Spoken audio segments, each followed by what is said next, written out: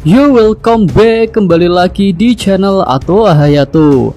Bagaimana kabar nakama sekalian? Semoga selalu baik-baik saja. Setelah melihat rentetan kejadian buruk yang terjadi di Pulau Egghead, Sentomaru mengambil kesimpulan bahwa pulau ini akan jadi sasaran penyerangan oleh pemerintah dunia, yang bahkan lebih buruk daripada insiden Ohara yang terjadi beberapa tahun lalu.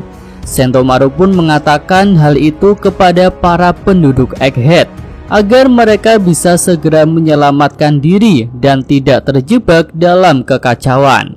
Selanjutnya, Sentomaru menyatakan jika saat ini pemerintah dunia memutuskan untuk mengejar Vegapunk setelah melakukan pertimbangan yang matang.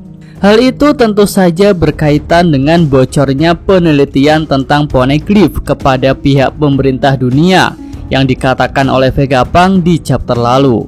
Tampaknya Sentomaru juga mengetahui jika Vegapunk sedang melakukan penelitian terlarang tentang Poneglyph, sehingga dia menghubungkan kejadian buruk yang ada di Egghead dengan insiden Ohara. Selanjutnya kita mendapatkan flashback gambaran Ohara di masa lalu saat semua sedang baik-baik saja. Ada satu hal yang menarik di sini, yaitu ekspresi Nico Olivia dan juga Aokiji. Olivia terlihat melirik Aokiji dengan tatapan sebal atau marah. Aokiji pun menunjukkan ekspresi seperti sudah melakukan kesalahan.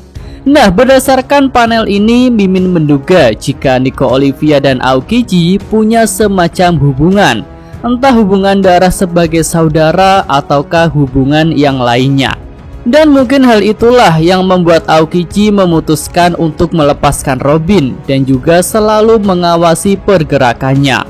Oke, kita beralih ke scene berikutnya di lokasi pertarungan pada lantai 4. Di sini Luffy Gearforce dan Lucci mode hybrid melakukan serangan beruntun dengan teknik Kong Organ dan Shigan beruntun. Serangan itu menghantam Serapim Kuma dengan telak, tapi Serapim itu bisa bangkit kembali dengan mudah. Hal serupa terjadi pada Zoro dan Kaku yang melakukan serangan kepada Serapim Mihawk. Walaupun terkena serangan di tubuhnya, Serapim itu tetap tidak terluka. Luffy pun kesal karena serangan-serangannya tidak berhasil. Bahkan dia berkata jika kekebalan tubuh Serapim itu seperti Kaido.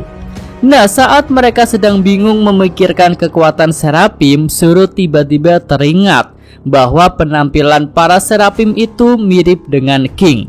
Saka pun akhirnya mengerti bahwa sosok King yang merupakan komandan Kaido itu adalah Arbel, seorang anak objek penelitian yang pergi dari Panghazard bersama dengan Kaido.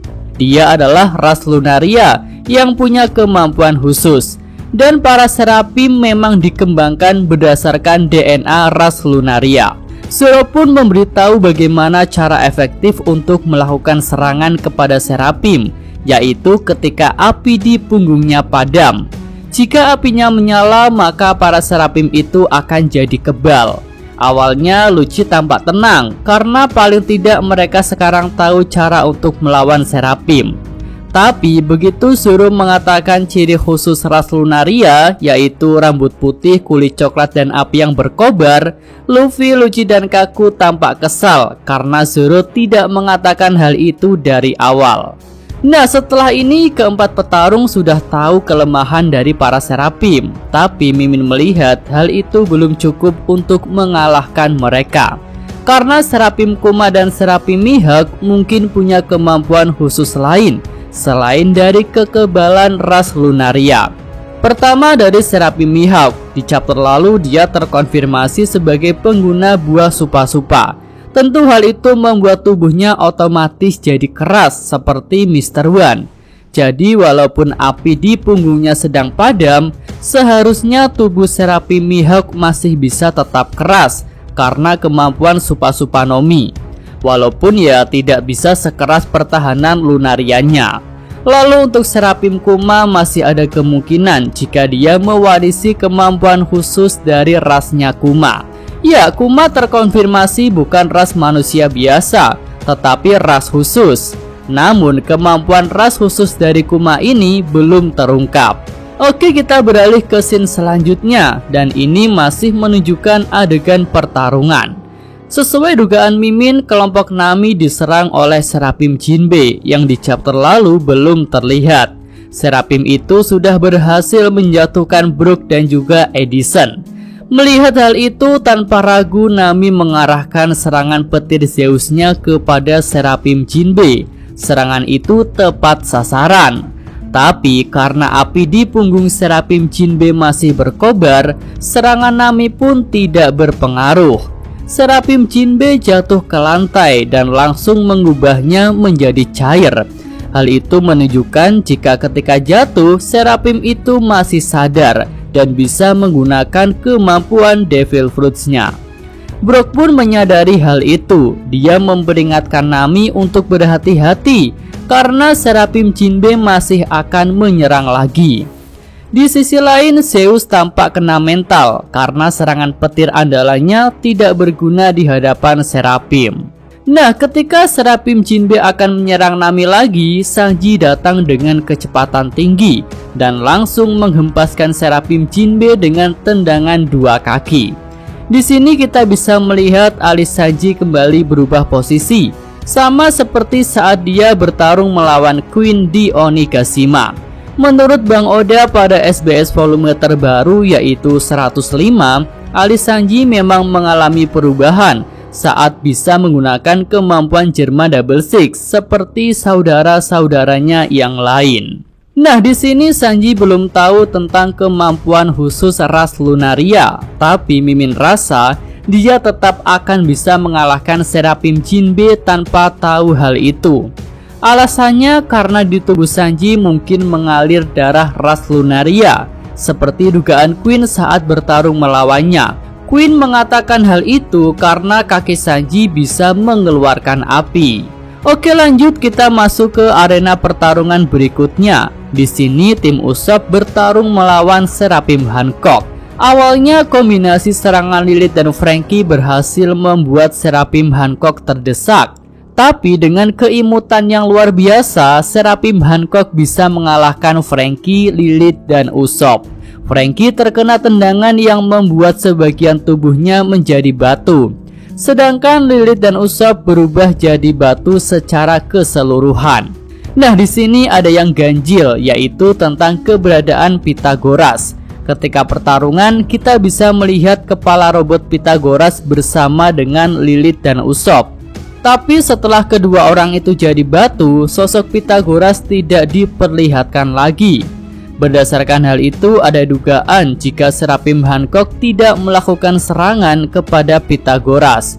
Dan hal itu berarti penyerangan yang menimpa Pythagoras saat sendirian patut diduga sebagai settingan belaka untuk memunculkan alibi bahwa dia juga diserang oleh Seraphim. Oke, kita menuju ke scene terakhir. Di sini menunjukkan Sokka yang masuk ke bekas laboratorium Devil Fruits di bawah tanah. Sokka terkejut saat melihat para agen Superpol terkurung di tempat itu. Dan Vegapunk Stella juga ternyata memang ada di sana. Mereka terkurung dalam tabung-tabung raksasa. Nah, kemungkinan tabung-tabung itu merupakan ruangan untuk objek penelitian buah Zoan, di mana orang yang jadi objek penelitian akan diisolasi di tabung itu. Jadi tabung itu memang cukup kuat untuk dijadikan penjara karena sebelumnya berfungsi untuk mengisolasi para pengguna buah Zoan buatan.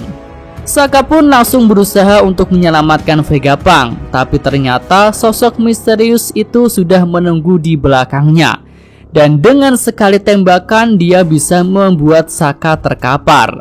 Vegapunk sangat terkejut saat melihat hal itu. Nah, di sini ada petunjuk bahwa sosok misterius itu menggunakan pistol biasa untuk menembak, bukan pistol futuristik seperti milik Lilith. Hal itu bisa menunjukkan bahwa dia tidak berasal atau tidak tinggal di Pulau Egghead, tetapi tahu seluk-beluk Pulau Egghead. Nah, berdasarkan hal itu, sosok yang cukup mencurigakan tentu adalah Stacy, karena dia tidak tinggal di Egghead tetapi tahu seluk-beluk pulau ini. Namun ada satu alasan kuat untuk tidak bisa menuduh Stasi, karena jika melihat level kontrol Seraphim, para Vegapunk punya kontrol yang lebih tinggi daripada Stasi yang cuma pemegang chip perintah saja. Lalu jika menuduh salah satu Vegapunk juga terdapat celah besar, karena otak-otak mereka selalu disinkronkan setiap hari. Dan penyekapan terhadap agen CP0 sudah berlangsung beberapa minggu. Jadi harusnya jika salah satu Vegapunk yang melakukan itu, maka Sokka dan Vegapunk lainnya akan tahu saat otak mereka disinkronkan. Jadi kira-kira siapa sosok misterius itu? Tulis pendapat nakama sekalian di kolom komentar ya.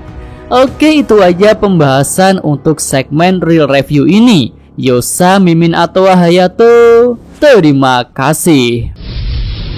Ya, sampai di sini aja video kali ini. Semoga nakama sekalian menyukainya. Terima kasih udah nonton ya. Jangan lupa kasih like dan subscribe selalu channel Atau Hayato. Yo!